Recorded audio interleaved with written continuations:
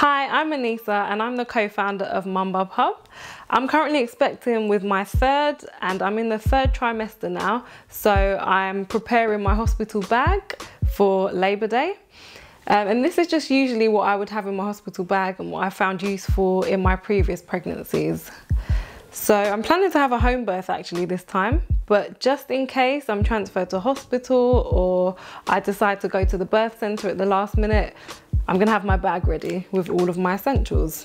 So first up, we have my disposable maternity briefs. I would say these are at the top of the list for me because they are just so handy immediately after birth, especially after pushing for all that time. I'm usually losing a lot of blood, so they're just so useful to use and to throw away, and they're super absorbent as well. And these are actually the Bub Hub maternity briefs. I also have maternity pads here. So just for when I want to switch, I would use these with some oversized black cotton briefs. These are great because again, I can throw them away, and just in case there are any leaks, it's just always best to have black. And also I always have them really stretchy because it still needs to accommodate a bump.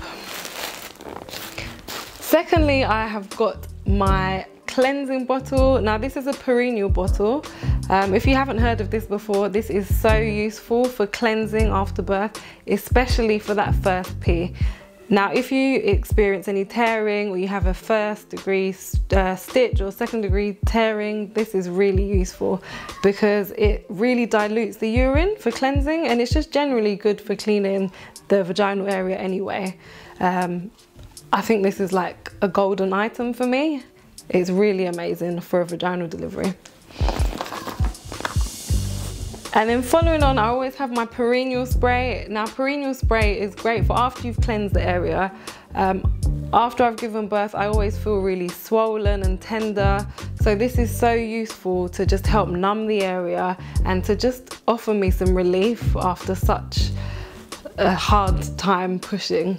And this can also be used for hemorrhoids if you experience those after birth. It's a great blend of witch hazel, which is like a power ingredient for any tears or injury after birth. And then following on from that, I always use my Perennial balm. So the Perennial balm for me personally helps with any irritation or any itching from stitches. You can also use this again on hemorrhoids because it helps to swell, and for me this is just such a soothing mix. Oh, I just love it. I've even used it as lip balm. Next up, I've got my facial or body spray. This is simply thermal water in a can. You can make this yourself at home if you want to do, just by putting some water in a spray bottle. You could even add essential oils to it if you wanted to, just for a pleasant smell. But I find this is really helpful during labour, because if you've ever been in a birth centre or a labour ward, it can get really hot. I've always felt really flustered sometimes during birth, so that just helps me to refresh and to cool down. Next up, I've got a washcloth and my toiletries. So here I've just got, you know, your essentials. I've got my toothpaste, toothbrush, shower gels, any favourite face creams or body creams that you might need in there. And then I find the washcloth, again, that can be used during labour, especially if you're sweating a lot. I usually just use it to wipe my brow or wipe my head, wipe whatever. Next, I've got my headbands or a head wrap just to tie any hair away. The last thing you want during labour is to have your hair in your face or tickling you. If you're anything like me, I get really sensitive to everything during labour, so I just prefer to have everything swept away. I've also packed some breast pads in here, just in case my milk comes in. I do plan to have skin to skin contact with my baby and breastfeed immediately after, so it's just always good just for any leaks or anything like that. Which also leads me on to a nursing bra, which is important because if your milk does come in, I usually go up a cup size or two, and it can be quite painful actually. So you want a bra that's supportive or loose. Alternatively, I've got a sports bra here as well, which I'd usually use in the birth pool.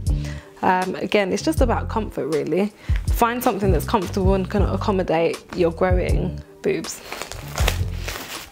I have packed some healthy snacks just to keep me going during labour. You might not want to eat at all during labour, but if you do, then I always have just some high protein, high energy snacks that I can just quickly nibble on and then get on with it.